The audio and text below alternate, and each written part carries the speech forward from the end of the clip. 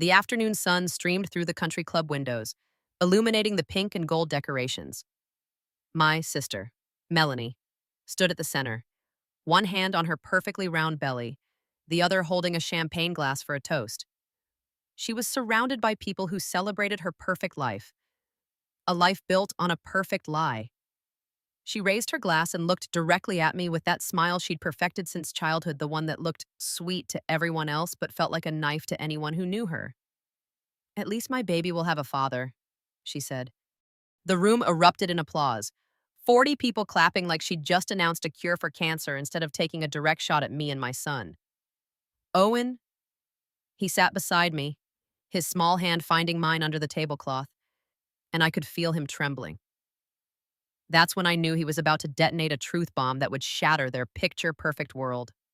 If they've ever acted like you weren't there until your absence echoed louder than presence, share your story.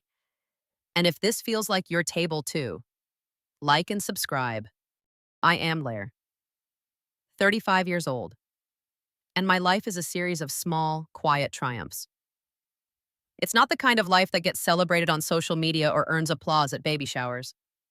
My triumph is in the quiet hum of our home in the morning, the scent of scrambled eggs, and the sound of my son Owen's quiet laugh. We live in a small house with a big, overgrown backyard, the kind of place that would look chaotic in a magazine but feels like a sanctuary to us. We've been a family of two for 2 years now, and in that time, we've built a world that is ours alone, a world where love isn't measured by appearances or credit card limits. It's measured by the shared jokes, the hand-holding during scary movie trailers, and the way he looks at me with those serious, knowing eyes of his. Owen is 10, but sometimes when he looks at me, I swear he has the wisdom of a man who has lived 100 years. He reads everything he can get his hands on, from dense historical fiction to the instructions on the back of a shampoo bottle. He builds elaborate Lego cities in our living room, sprawling metropolises that take over the carpet, and has this way of noticing things other people miss. His teachers call him gifted. His counselor says he's remarkably well-adjusted. My family, on the other hand, calls him unfortunate. That's because his father, my ex-husband Troy, left when his gambling addiction finally caught up to him, draining my savings and leaving me to rebuild our lives from scratch. The divorce was finalized on a rainy Tuesday in March, and I remember walking out of that courthouse feeling like I could breathe for the first time in years. I scroll through Instagram as Owen finishes his cereal, his head bent over a puzzle book. My finger glides over a picture of my sister, Melanie, looking radiant in a designer maternity dress that probably cost more than my monthly mortgage payment. She is 32, 3 years younger than me, and has always been everything I'm not. She's the straight A student who made the honor roll without even trying, while I was the B student who stayed up until midnight to pull my grades up. She has a life that looks perfect on social media, a sprawling colonial house in a leafy suburb, a brand new SUV, professional photo shoots for every holiday where everyone wears matching sweaters and smiles that look perfectly genuine. It's all so pristine, so controlled, a world away from the charming chaos of my own life. Her husband, Daniel, is a man who exudes a kind of easy confidence that always makes my skin crawl.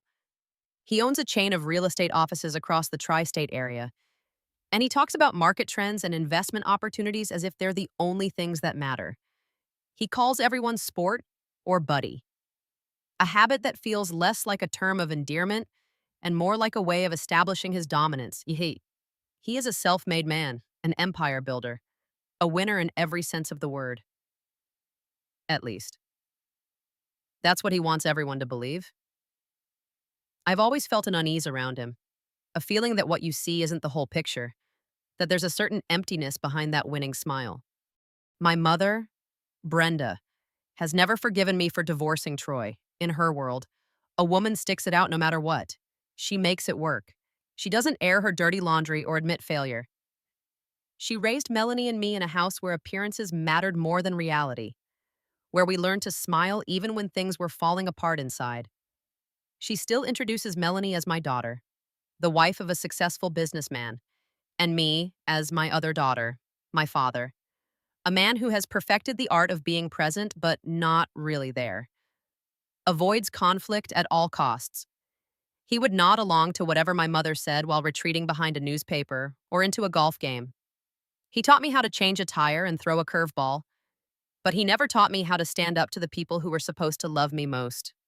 Just this morning, my mother had posted a picture of herself and Melanie, both of them beaming, on her social media. The caption read, "So excited for my daughter Melanie's baby shower today. Family is everything, especially when you have everything just right." The words were like a physical blow, a passive-aggressive swipe that hit its target with pinpoint accuracy. The invitation had arrived on a Tuesday, nestled in a stack of junk mail and bills. The envelope was heavy, a thick, creamy cardstock with elegant gold lettering that announced the coming of Melanie and Daniel's baby girl. It was the kind of invitation that costs more than my weekly grocery budget. And it felt like a declaration of war, a symbol of everything that separated our two lives, Willow Creek Country Club. The name itself felt like a judgment. I set the envelope down on the kitchen counter, next to a pile of dishes. And for a moment, I just stared at it. The contrast between the pristine invitation and the reality of my life screaming at me. The phone rang a few minutes later, and the caller ID showed it was my mother.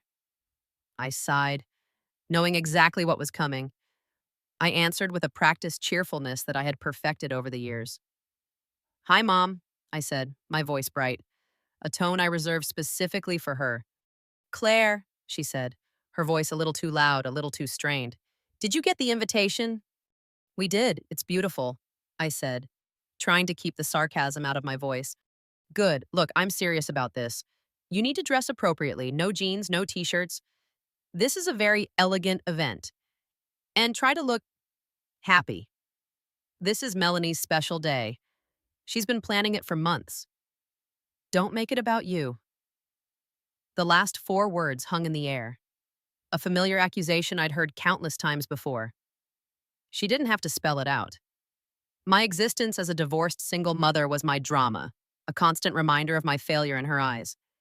"We'll be perfect guests, Mom," I said, my voice calm, controlled. "And Owen, make sure he's well behaved and don't talk about your situation." The word situation was whispered, as if the very sound of it might contaminate the phone line. Children from broken homes, they can be a handful.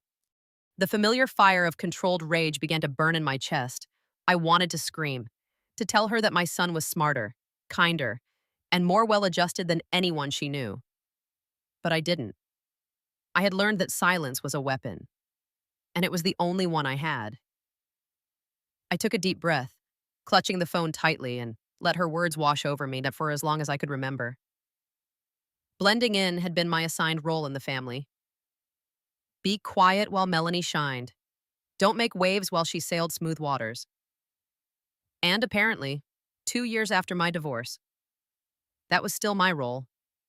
That was still the family scandal that defined me. The thing that made me someone who needed to blend in rather than stand out. My mother's voice droned on, a string of warnings and veiled insults. But I had already retreated into myself, building a mental fortress to protect against her words. I had a gift to buy, an outfit to find, and a little boy to protect from a world that saw him as less than. When I hung up, Owen looked up from his puzzle book, his expression serious beyond his years.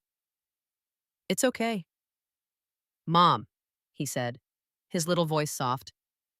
"We don't need a big house to have a family."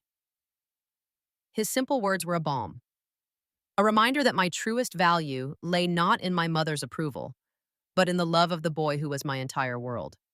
A few days later, Owen and I went to the store to find a baby shower gift. We were walking down the aisle when I froze. It was Daniel, Melanie's husband, standing in front of the pet food section. He looked different than he did in Melanie's photos. His posture was slumped. His face was pale. And he was constantly glancing at his phone as if he were expecting a call that he dreaded. He was holding a bag of premium cat food, something very specific and expensive. When he saw us, he straightened up, a practiced smile appearing on his face. but his eyes were still full of a weary tension. Claire Owen. So good to see you, he said, his voice a little too loud, his cheerfulness a little too forced. He knelt down to Owen's level. What's up? Sport? You a cat guy? He asked, holding up the bag. I'm picking this up for a friend. She's got the fussiest little Siamese you've ever seen. Little thing named Whiskers. He chuckled, but the sound was hollow. I just gave him a polite, tight-lipped smile and we moved on, leaving him to his nervous phone checks. Owen, however, was quiet. His eyes narrowed in thought. That's weird, he said after a moment. I thought Melanie was allergic to cats. I told him he was right, and we moved on to find a gift for Melanie's baby. But the image of Daniel, standing alone in the pet food aisle with that nervous energy, stuck with me. Something about him, about that brief encounter, just didn't add up. It was a tiny crack in the perfect facade of their life. And it was all thanks to Owen. The Willow Creek Country Club was exactly as pretentious as I had imagined. It was all polished marble floors and towering floral arrangements that looked as if they had been imported from a botanical garden in Paris. The room Melanie had chosen for her baby shower was draped in silk fabric that matched the pale pink of her dress, and every surface was covered with gold-dusted confetti. We were a little early, and as the guests began to trickle in, I felt the familiar weight of their stares. It wasn't a hostile stare, not exactly. It was the kind of pitying, calculating gaze that took in my simple dress and Owen's polite but reserved demeanor and immediately judged us. I felt like a puzzle piece that didn't fit. A single, dust-covered antique in a room full of brand new, perfectly manicured furniture. Owen, however, was in his own world, his eyes scanning the room, taking in every detail with the quiet intensity that was so uniquely him. He was like a human camera, a tiny anthropologist observing the customs of a foreign tribe. We found a small table near the back, and I handed him a book from his backpack, a mental distraction I had packed just in case. The guests were all people from Daniel's World real estate agents, their wives with expensive handbags, venture capitalists, and people who talked about their beach houses in the Hamptons. They smiled at Melanie, offered compliments that felt more like bids for her attention, and handed her presents wrapped in glossy paper. The moment came when Melanie sat on a gilded chair in the center of the room, ready to open her gifts. Daniel stood beside her, his hand resting on her shoulder, a picture of a doting husband. She unwrapped gift after gift, oohing and awing at the lavish presents, a high-tech stroller that could fold itself with the touch of a button, a collection of tiny designer shoes, a mobile with hand-blown glass animals that sparkled in the sunlight. Each gift was a testament to their wealth and status. And with each one, Melanie's smile grew wider, a triumphant, almost predatory gleam in her eyes. It was a performance, a carefully orchestrated show meant to confirm that she had won the game of life. Finally, she came to our gift, a small, unassuming package wrapped in simple brown paper with a bow I had tied myself. I felt my heart pound in my chest, a small, hopeful flutter. Inside, she found the blanket I had spent weeks knitting. The yarn was a soft, neutral cream, and I had woven a simple pattern of interlocking hearts. It was a gift of time and love, a piece of myself I had poured into every stitch. Melanie held it up, her expression a mix of confusion and mild disgust. She had expected something flashy, something expensive, something that screamed success. Instead, she held a symbol of my quiet, humble life. Her eyes met mine across the room, and the smile on her face twisted into something sharp and ugly. Well, she said, her voice dripping with mock sweetness, the kind of tone she used to use when she'd get a better grade than me on a test we'd both studied for. A blanket? How sweet. It must have taken a while to make this. I suppose you had to learn how to do this sort of thing. A mother's touch. You know, something a single mother has a lot of time for. The last phrase hung in the air, a thinly veiled insult wrapped in a compliment. The room was silent for a moment, and I could feel the heat rising in my cheeks. It was as if she had announced my divorce and Troy's failure to the entire room. Daniel, ever the supportive husband, patted her arm and smiled at the crowd, a silent signal that her joke was in good taste. A few people chuckled, a ripple of nervous laughter that confirmed the success of her public shaming. I felt a hot, prickling shame begin to creep over my skin. Before I could say anything, Owen stood up, his small body rigid with indignation. "It's a blanket for a baby," he said, his voice loud and clear in the sudden quiet. "Not a toy, it's for sleeping." His words were direct, logical, and so perfectly Owen.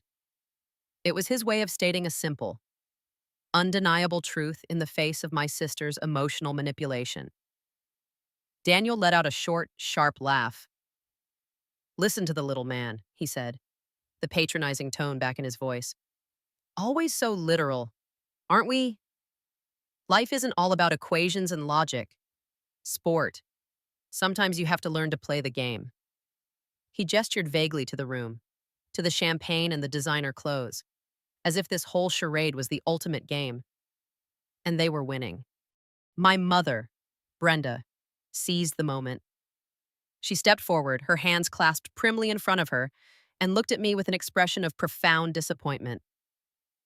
"A woman makes choices in her life," she announced to the room, her voice carrying the practiced authority of a woman who has never been wrong. "And those choices have consequences. A wise woman, a smart woman, chooses a partner who can provide all, a woman who knows how to make the right decisions." She was talking about me. Of course, about my failure with Troy, about my inability to secure a life like Melanie's. The public critique, the quiet judgment I had lived with my entire life, was now being broadcast to a room full of strangers. But the final blow was yet to come. Melanie, basking in the glow of the room's attention, stood and placed her hand on her swollen belly. She gave me a look of feigned sympathy, a pained smile that didn't reach her eyes. "You know, it's not easy being a single mother. Claire," she said, her voice dropping to a theatrical whisper that everyone in the room could hear. "I'm so sorry that you have to go through that. But at least my baby will have a father." The words hit me like a physical blow, a calculated, vicious jab. A nervous ripple of laughter began, but it quickly swelled into a wave of applause. A collective, unapologetic celebration of her cruel joke. The sound was deafening, a symphony of confirmation that they all agreed. Owen's hand found mine under the table, and I could feel him trembling. That's when I knew we had to go. We had to escape from this room full of judges and liars and people who didn't understand that a family wasn't built on money or titles or perfectly choreographed social media posts. A family was built on love. And it was a love that they couldn't see, because they were too busy admiring the shine on their own lives. A moment stretched into an eternity. The applause was a physical weight, pressing down on my shoulders, squeezing the air from my lungs. It was a monstrous sound, a collective roar that echoed their approval and sealed my quiet defeat. The faces around me were a blur of perfect teeth and polite smiles, a sea of approval for a lie. This was my life with them, a constant, low-level humiliation that was punctuated by moments like these, where the facade of polite family gatherings was dropped and the raw, ugly truth was exposed. It was never just about Troy, or the divorce, or my financial situation. It was about my failure to be Melanie, my failure to be a perfect daughter, a perfect wife, a perfect mother in their eyes.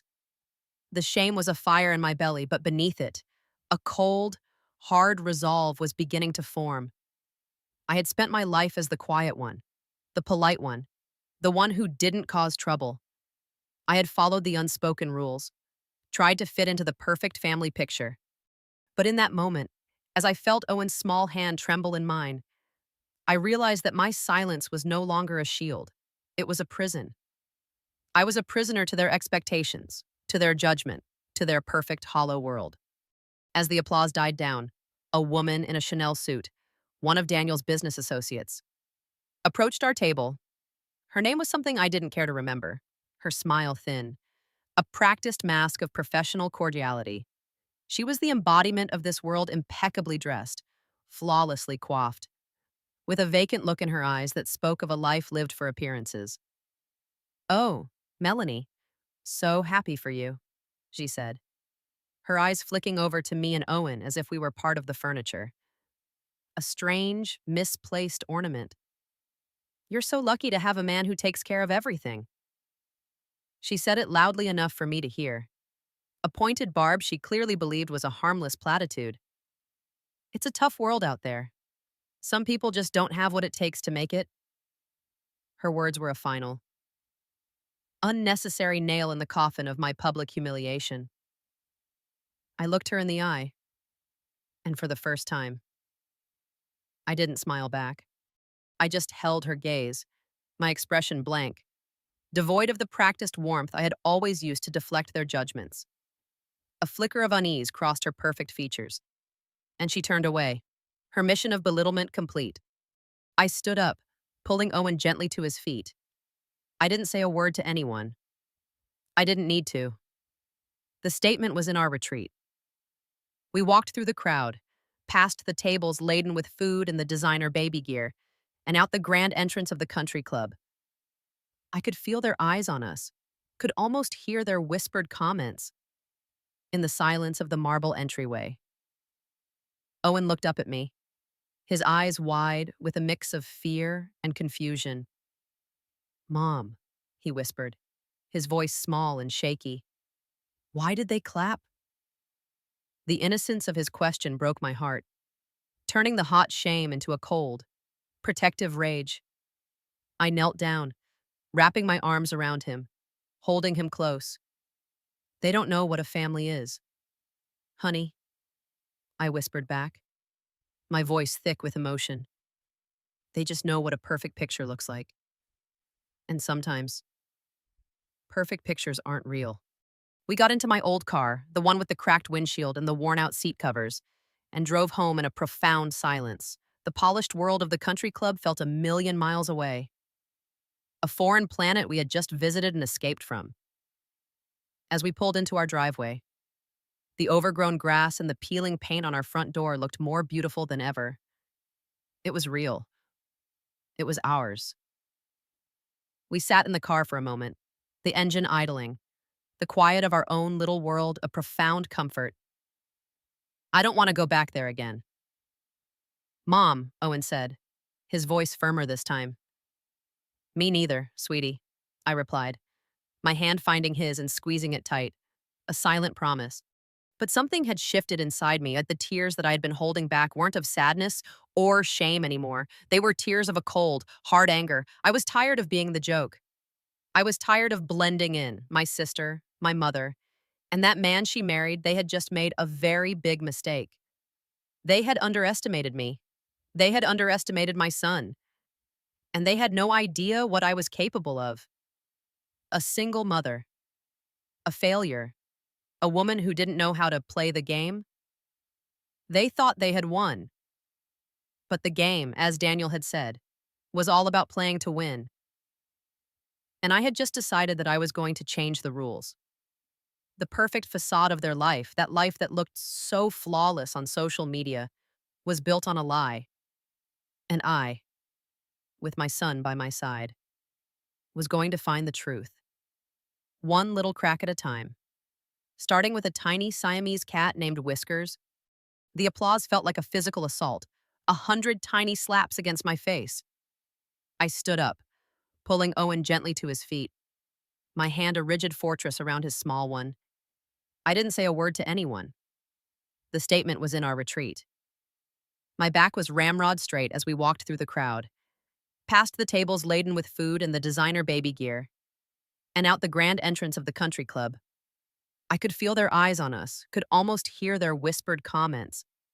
The sound of their judgment a constant hum in my ears, but for the first time, their opinions felt less like a threat and more like a distant, irrelevant noise. The shame was gone, replaced by a cold, protective rage. The journey to the exit felt like an eternity.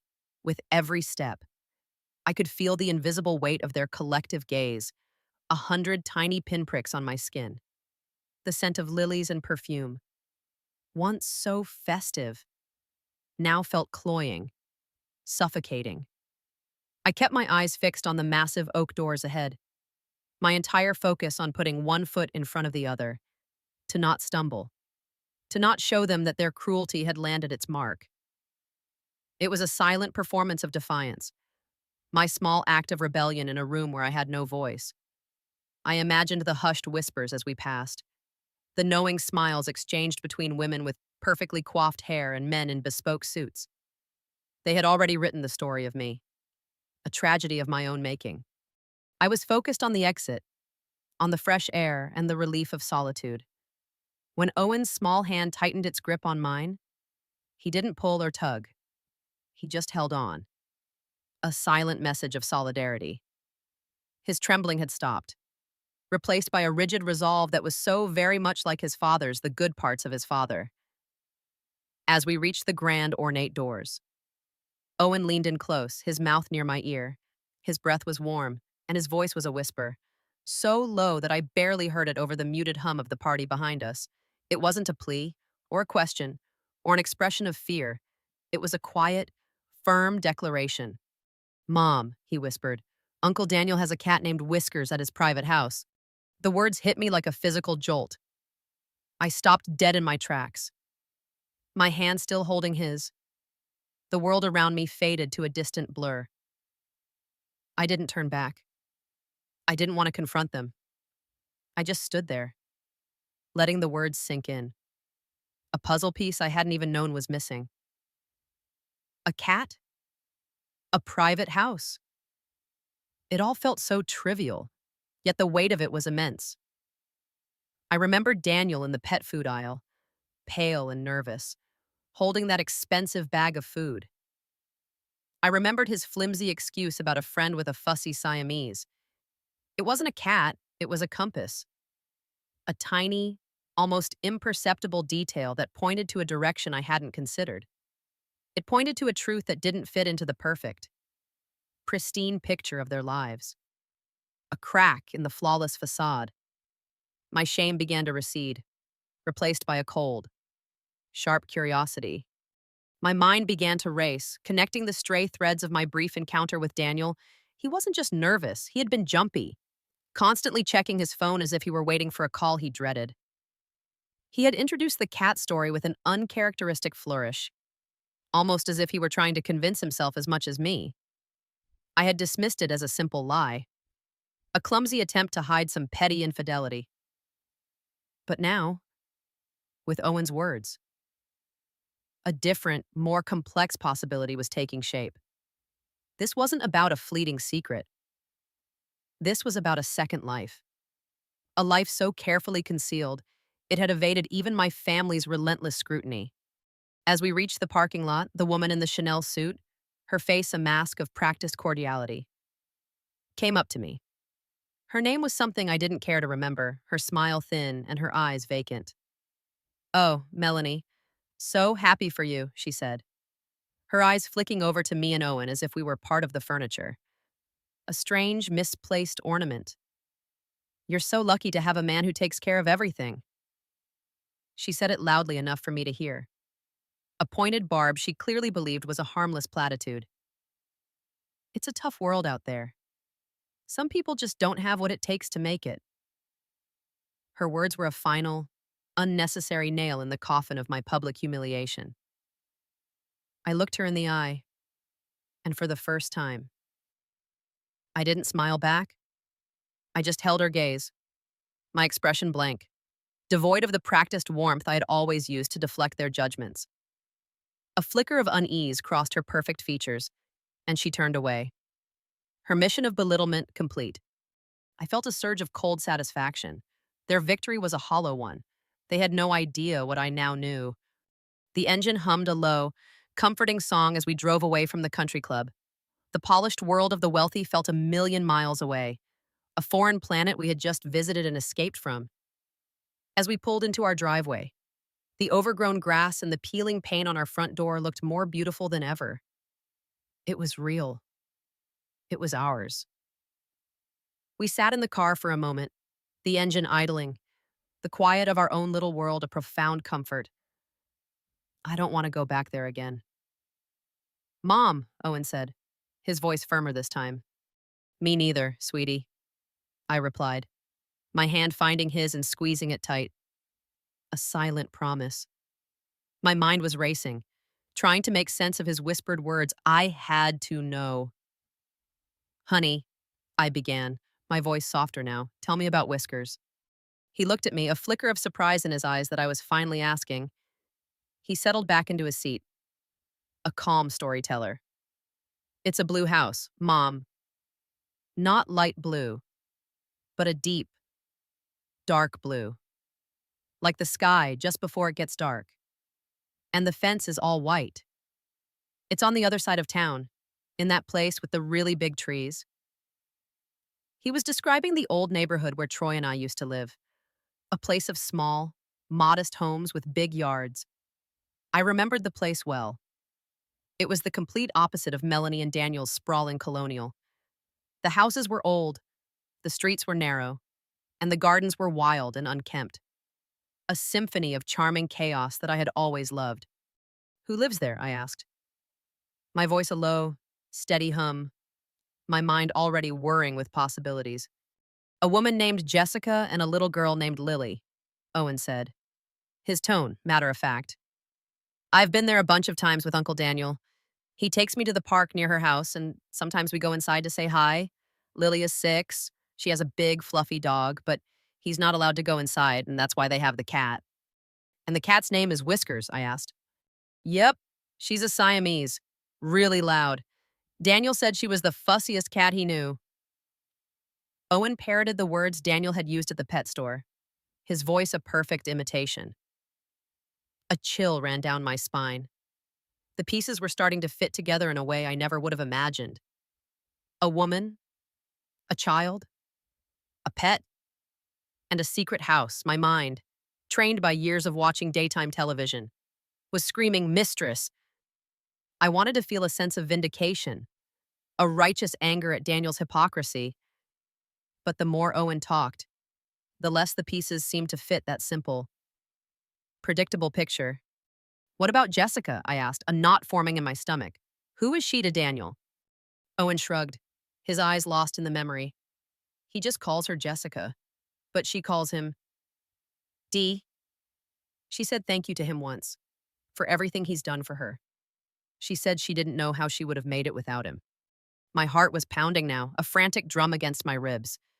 This wasn't just a secret affair, this was something bigger, something that hinted at a long-term commitment. Daniel's quiet visits, his generosity, the fact that he was helping someone who clearly needed it. It was so completely at odds with his public persona. The man who cared only about money and status, the man who had just stood by and watched his wife tear me down, was also a man who was a silent hero to someone else. It was a cognitive dissonance so profound it left me breathless. What does Jessica look like? I asked, my voice barely a whisper. Owen paused, thinking. She has long red hair, like a bunch of fire, and she has the same eyes as Daddy. The world tilted on its axis, the air in the car thickened, and for a moment, I couldn't breathe. Red hair. Troy had a sister with long red hair, a woman I had met only once, years ago, at our wedding. Her name was Jessica. She was 2 years younger than Troy, and they had been inseparable when they were kids. I had always admired her quiet strength, her fierce loyalty to her brother. But after Troy's addiction spiraled out of control and he fled, she had cut off all contact.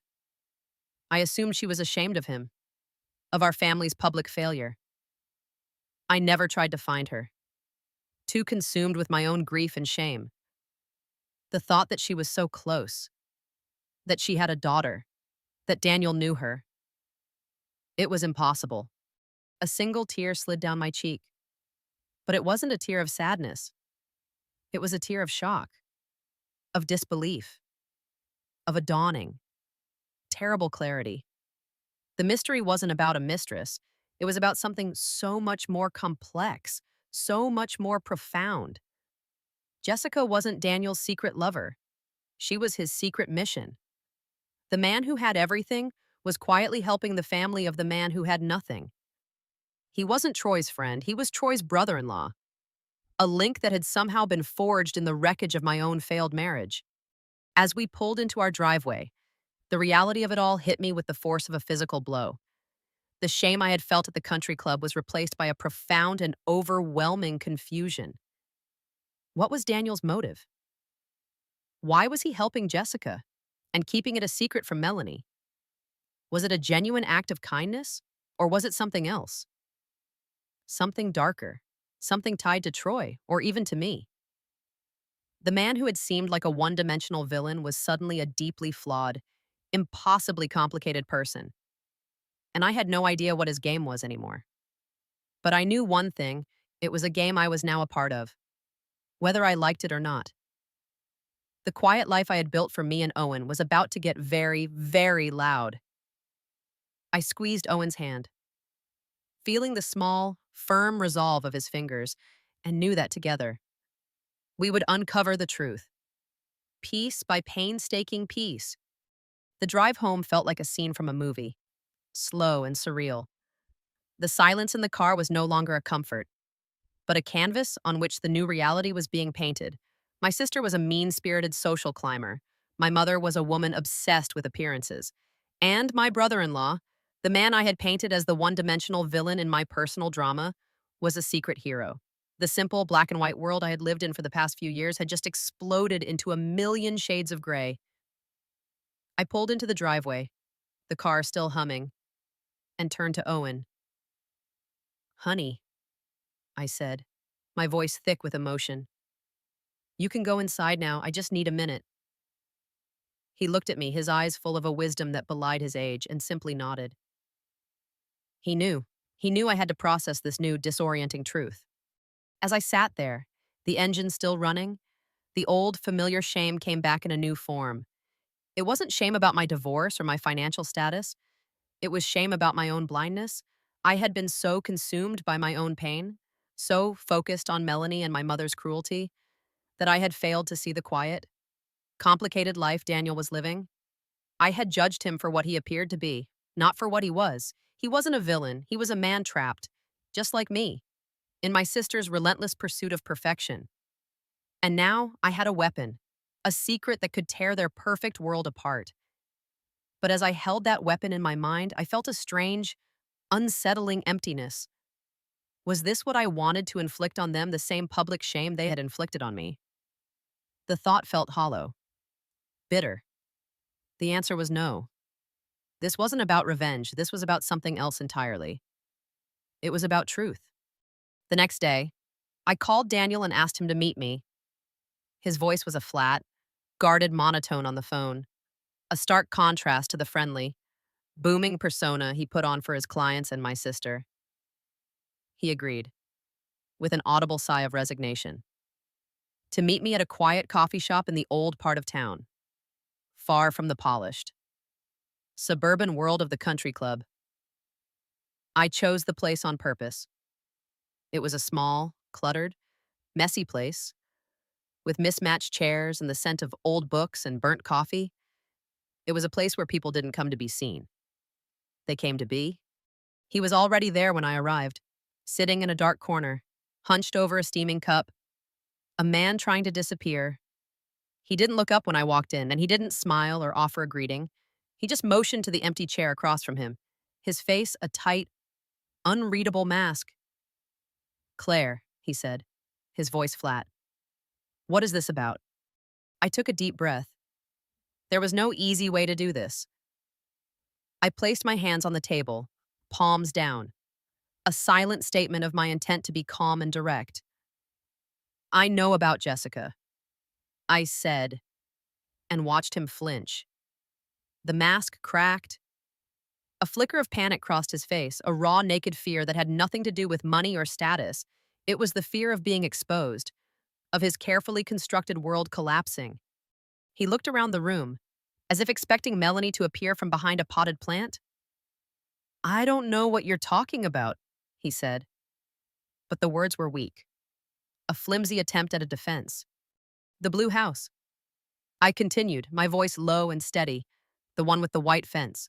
The one with a cat named Whiskers. And a little girl named Lily. who has her father's eyes. Owen told me. The fight left him in an instant. His shoulders slumped, and he ran a hand through his hair, a gesture of defeat. He didn't look at me. He just stared into his coffee cup, as if searching for answers in the murky depths. God, he whispered. Of course Owen knows. He's the one who really sees things. I should have known. He looked up at me then, his eyes filled with a weary sadness I had never seen before. It's not what you think, he said, his voice a ragged plea. I just waited. The silence hung in the air, a space for him to fill with the truth. And he did. He told me everything. He spoke of Troy, the friend he had known since college, a man with a brilliant mind and a restless spirit who had fallen into a deep hole of addiction and self-destruction. He spoke of Jessica, Troy's quiet, loyal sister who had tried to save him. When Troy disappeared, leaving behind a mountain of debt and a trail of broken promises, Jessica had been left to pick up the pieces, raising her daughter, Lily, alone. He had found her, years ago, struggling to make ends meet, and had started helping her. Quietly, secretly. He paid her rent. He bought Lily's school supplies. He was her silent guardian angel. Why, I asked, my voice barely a whisper. Why did you keep it a secret? Why did you let Melanie and my mother tear me down today? When you were doing this for Troy's family. He looked at me, a bitter, self-deprecating smile on his face. Because of Melanie. He said, Melanie's world is a beautiful, fragile house of cards, built on appearances. Everything has to be perfect. Our careers, our home, our friends, even our family. She had to have the perfect baby shower, the perfect husband, the perfect life to show off.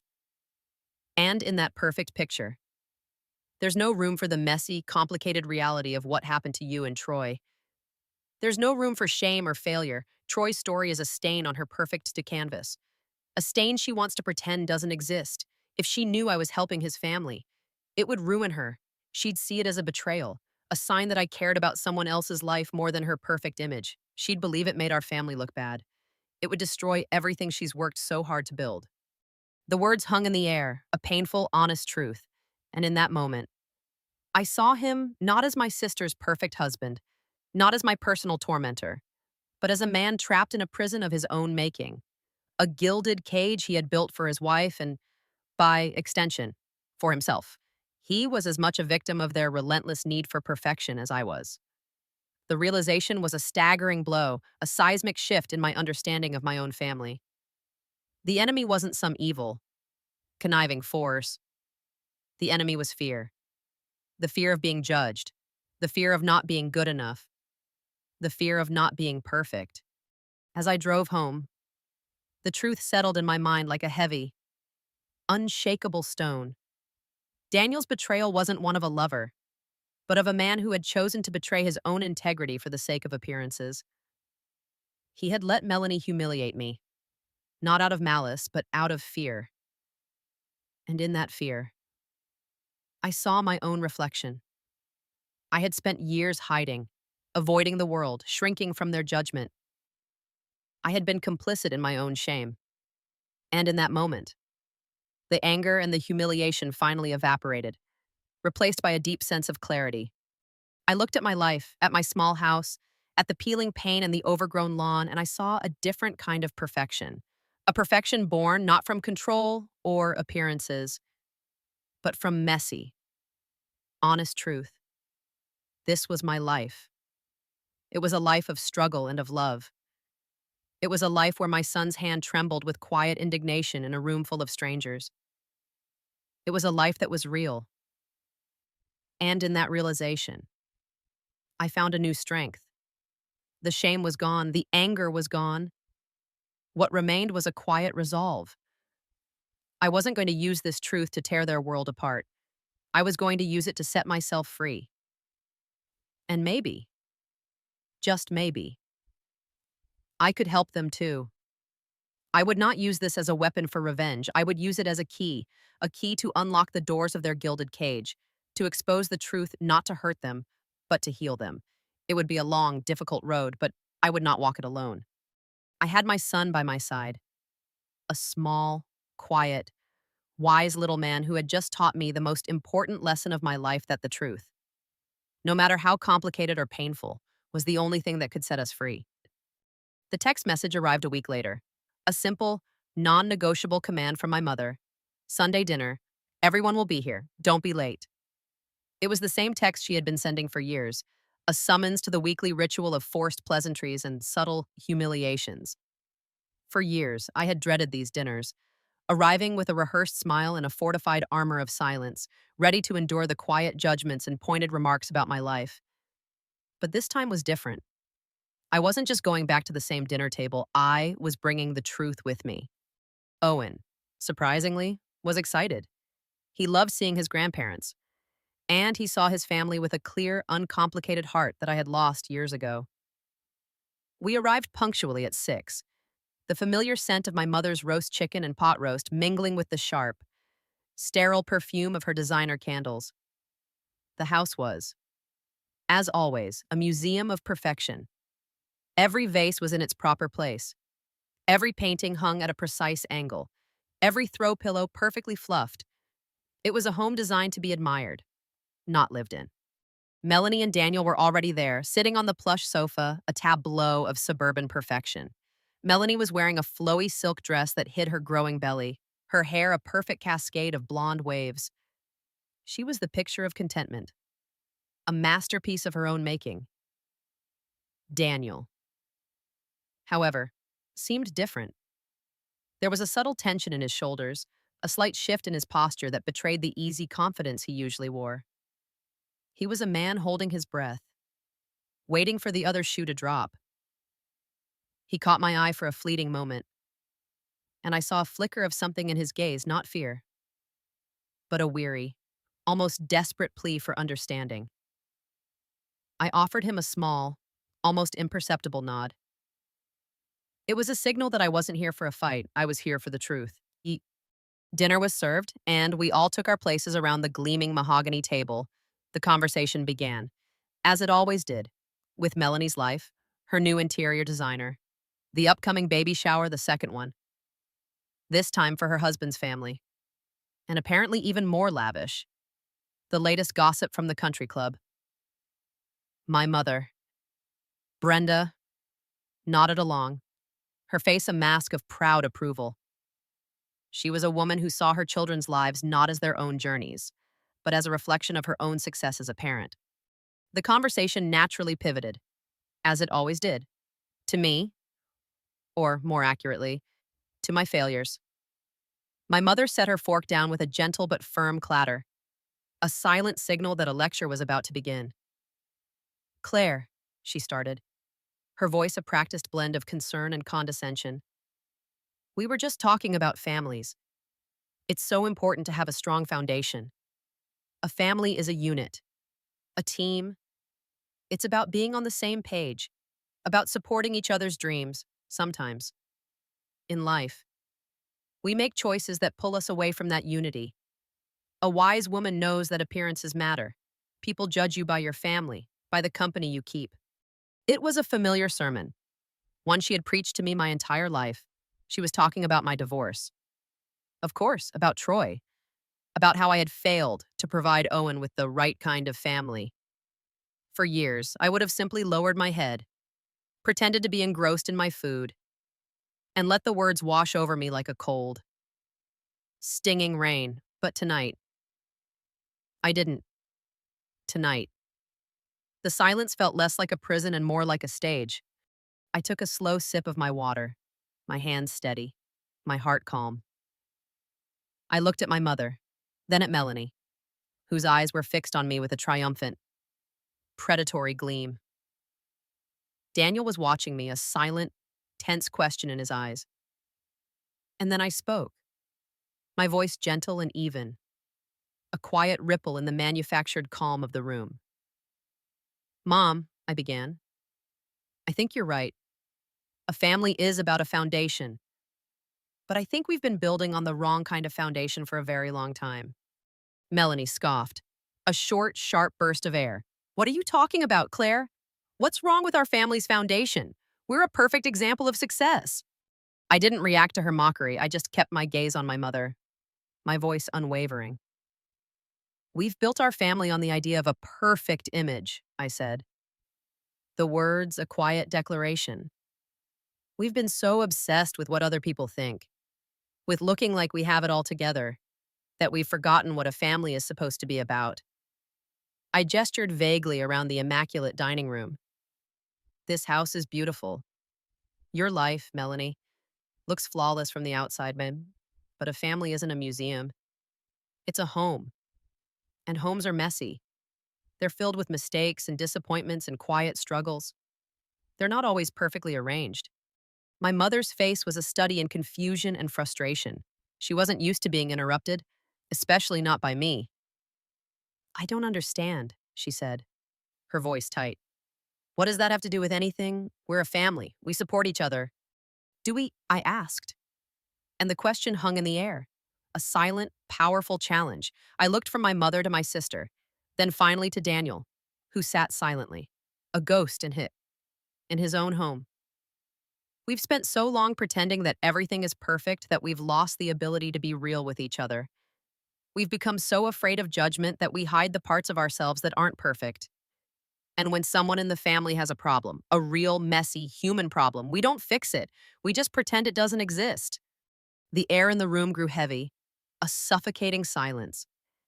It was a silence filled with unspoken truths, with the ghosts of Troy, of my divorce, of every disappointment and every secret we had ever buried under a layer of expensive fabric and polite smiles. I had just called out the central lie of our family's existence. I was no longer the quiet one. I was the one holding up the mirror. The silence was broken by Melanie. She let out a short, incredulous laugh, her voice sharp and condescending. Oh, please. Claire, don't be so dramatic. What are you, a life coach now? Are you going to tell us all to hold hands and sing Kumbaya? You're just bitter because you don't have this, she said, gesturing to the lavish room. And you're trying to make us feel bad for having a good life. It's so transparent, she smirked, a cruel, triumphant curl of her lip. We all know what happened to you and Troy. Don't try to lecture us on what a family is. You're the one who failed to keep hers together. Her words were a predictable, calculated blow in the past. They would have sent me into a spiral of shame and self-doubt. But not anymore. Her words didn't sting. They felt hollow. A desperate attempt to regain control of a conversation that was slipping from her grasp. I met her gaze calmly, a small, knowing smile on my face that made her smirk falter. You're right, Melanie, I said, my voice barely a whisper, but it carried in the silent room. I did fail to keep my family together, but I'm not talking about that kind of failure. I'm talking about the failure to be honest, the failure to be real. And I think that's a failure we all share. I paused, letting my words sink in. My mother was staring at me, her eyes wide with bewilderment. Daniel was absolutely still, his hands clasped tightly in his lap, his knuckles white. I turned my gaze to Daniel. My voice softened, not with pity, but with a profound, quiet respect. Daniel, I said, and the sound of his name, spoken with such quiet intention, seemed to snap the air. I want you to know that I respect you. I respect the quiet, decent man you are. I know that you've been helping Jessica and Lily all this time. The words were a hammer blow. Melanie's triumphant smirk vanished, replaced by a look of sheer, unadulterated shock. Her jaw went slack, and she looked from me to Daniel, her eyes wild with confusion and a growing, terrible suspicion. My mother gasped, a small, choked sound of disbelief. Daniel, for his part, didn't move. He just stared at me, his eyes now filled with a strange mix of terror and profound relief. It was as if a weight he had carried for years had just been lifted, and he was too stunned, to know what to do with his newfound freedom. What? Melanie whispered, her voice a reedy, thin sound. What are you talking about, Claire? She looked at me, a flicker of genuine fear in her eyes. Daniel helping Jessica. That's ridiculous. Why would he do that? Troy was a loser. I didn't answer her directly. I kept my gaze fixed on Daniel, speaking directly to him, my voice a quiet, powerful stream of truth. You've been so kind. Daniel, so generous. You've given them a home and a life when they had nothing left. You've done more for Troy's family than anyone else ever has. And you had to hide it. You had to hide a truly good, selfless act. Do you know why you had to hide it? I looked at Melanie, and her terrified eyes met mine. The game was over. I had found the one chink in her flawless armor, the one truth she couldn't spin or gloss over. You had to hide it because it didn't fit into the perfect picture, I said, my voice now a quiet, firm judgment. It was too messy. It was a reminder of failure, of shame, of a past that wasn't perfect. And you, Melanie, couldn't handle that. You were so obsessed with maintaining this flawless, fake life that you forced a good man to be a coward. You forced him to hide the best part of himself. The lie isn't that Daniel has a secret. The lie is that you had to make him have one. My words hung in the air, a raw, painful truth. There was no public humiliation. There was no vengeance. There was only the quiet, devastating revelation that their entire life was built on a foundation of sand, a desperate attempt to outrun the messy, complicated truths of the past. Melanie didn't laugh or scoff this time. She just sat there, her perfect facade crumbling around her, her eyes fixed on me, a deep, unsettling fear swimming in their depths. I didn't need to say anything else. I had laid the truth bare. Not as a weapon to tear them down, but as a mirror to show them what they had become. The silence that followed wasn't a punishment. It was a liberation. For the first time in my life, I wasn't just surviving in their world, I was living outside of it. The silence that fell over the room wasn't the hush of defeat, but the sharp, clear sound of a break. It was as if a perfectly polished facade had cracked, revealing the raw and imperfect truth beneath. I stood from the mahogany table with a quiet, deliberate grace, not with triumph, but with the calm of a person stepping away from a wreckage they did not create. My heart was not pounding with fear or victorious exhilaration. It was a steady, resolute drumbeat, the rhythm of a person who had simply done the right thing.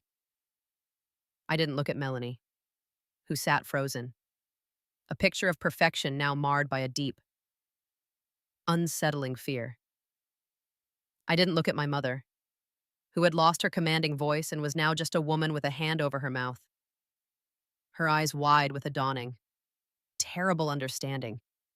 My gaze was on Daniel, who sat in a state of shock, his face pale, his usual self-assured posture gone. His hands, which had been clenched into white-knuckled fists, were now open on the polished table, a silent gesture of surrender and relief. In that moment, I knew he would be okay. He was finally free from the cage of his own quiet goodness. Owen, as always, was my anchor. His small hand found mine, warm and solid, a silent confirmation of our shared reality. We didn't say goodbye. We didn't need to.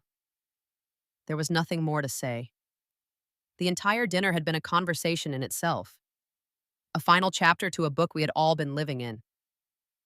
We simply left, walking out into the suburban night, the hum of the air conditioner a stark contrast to the thick silence we had left behind. The perfect, manicured world of the country club had been stripped of its facade. What was left was a raw, complicated truth. And for the first time, it felt like a home. It felt real. Driving home, Owen was quiet, nestled in his booster seat, his head against the cold glass of the window. He didn't ask a single question. He didn't need to. He had seen the truth laid bare. A truth so simple and human that it didn't need words. When we arrived at our small, imperfect house, He went straight to his room, and I heard the familiar, rhythmic click-clack of his Legos, the sound of a boy building a new world from the pieces of an old one. I stood in the kitchen, the lingering scent of my mother's roast chicken clinging to my clothes like a ghost of the past. I let it all sink in. The shame was gone. The anger was gone. What remained was a quiet, profound clarity. I hadn't won a battle or humiliated my family. I had simply told the truth. And in doing so, I had set all of us free for the first time. I felt the weight of my past lift from my shoulders. The judgment, the feeling of being a failure, the constant need to prove myself, it all just vanished, replaced by a quiet sense of peace. I didn't need their approval anymore. I was enough. My life, with its chipped paint and overgrown lawn, was enough. The next morning, my phone rang. The screen flashed my mother's name. I took a deep breath before answering. Her voice, for the first time in my memory, was not commanding. It was small, hesitant. "Claire," she said, her voice thin. Can you come over? Just for a little while." I didn't ask why. I didn't need to. I knew. I could almost see her standing in that perfect dining room, the silence of the night before still hanging in the air. The perfect life she had worked so hard to build was now scattered pieces, and she didn't know how to put them back together. For a fleeting moment, a wave of pity washed over me. But it wasn't my job to fix her world. It was only my job to live in my own. I looked around my own kitchen, at the stack of dishes in the sink, at the half-finished puzzle on the table, at the small, imperfect life I had built. It was messy, it was honest, and it was mine. I didn't go that day. I told her I couldn't, that Owen had a doctor's appointment. The truth was, I wasn't ready to step back into that house. I had opened the door to honesty, but they were the ones who had to walk through it. Days turned into weeks, and weeks turned into months. My mother's phone calls continued. They were no longer about my mistakes or my failures. They were questions. She would ask about Owen's science projects, about the ingredients in my roast chicken recipe, about how to use the online marketplace where I was selling my hand-knitted blankets. She was reaching out, tentatively, like a person testing the waters of a world where our relationship wasn't built on perfection and judgment, but on quiet, honest connection. I didn't always have answers. Sometimes. I would just listen. She would talk about her own life, about the long afternoons she spent alone in her perfectly clean house, about how much she missed having a full house. She was a woman who had spent her life collecting perfect objects and now, for the first time, was discovering that a life wasn't a collection of things, but a collection of moments. The seasons changed. The vibrant greens of summer gave way to the fiery golds and reds of autumn, and then to the crisp, silent white of winter. My life found a new, quiet rhythm. Owen was thriving at school, his love for logic and patterns finding a home in his new science club. He was no longer the quiet boy hiding behind my leg. He was a confident, funny young man who was not afraid to speak his mind, a trait he had learned from watching me. My online business was doing well, better than I could have ever imagined. My hand-knitted blankets, each one a testament to the value of honest work and craftsmanship, were selling out as quickly as I could make them. I was no longer the woman who was a failure in her mother's eyes.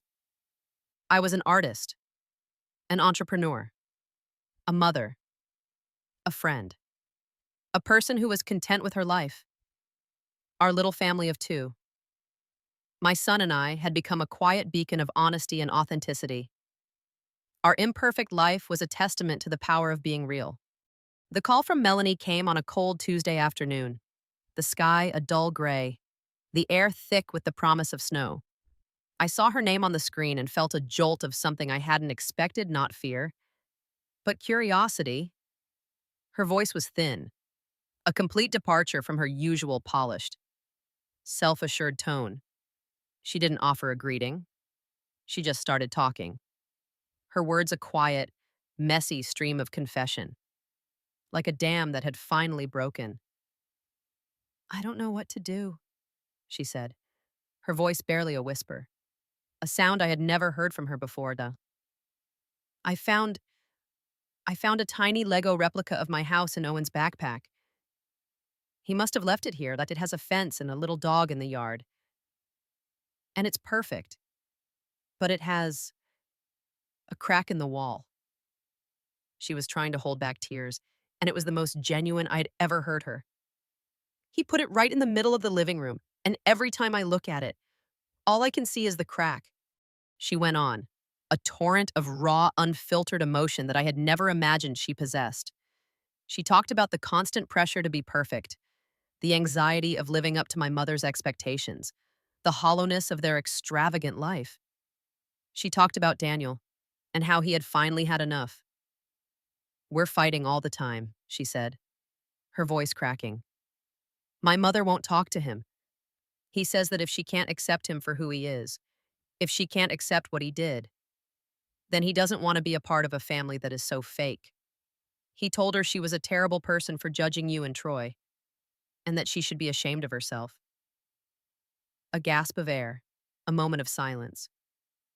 "He's right, isn't he? He's right about all of it." I sat in silence, listening. I didn't interrupt. I didn't celebrate. I didn't offer a single word of judgment. This wasn't a battle I had won. This was a family, finally, for the first time, facing its own truth. The perfect facade had been shattered, and now they were left with the beautiful, messy, and complicated reality. "He's right," I said, my voice soft but firm.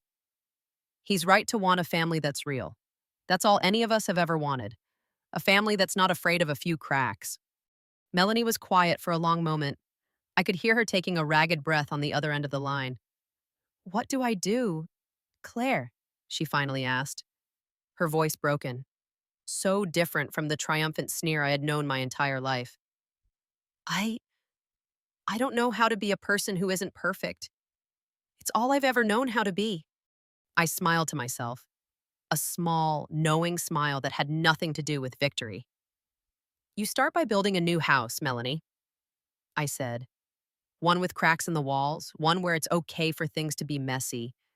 You don't have to be perfect. You just have to be real." It was the advice I'd given myself a long time ago. A quiet truth that had set me free. And in that moment, as I spoke to my sister, who was finally broken enough to be honest, I knew that our family had a chance to be real. Two, it was a long road, but we had started on it. The story of my family wasn't about a hero and a villain. It was about a woman who chose to live her life outside of a perfect picture. It was about a man who finally stood up for the family he was secretly helping. It was about a little boy who saw the world for what it was, with quiet wisdom. It was about a family that was finally ready to be messy, to be real, to build a foundation on something stronger than judgment and appearance. And in the end, my little family of two, my son and I, had become what they had always pretended to be, a beacon of honesty, of authenticity, and of a kind of quiet, fierce love that didn't need to be perfect to be real. It was a love that had a few cracks, a few scratches, a little peeling paint, but was, in the end, entirely our own.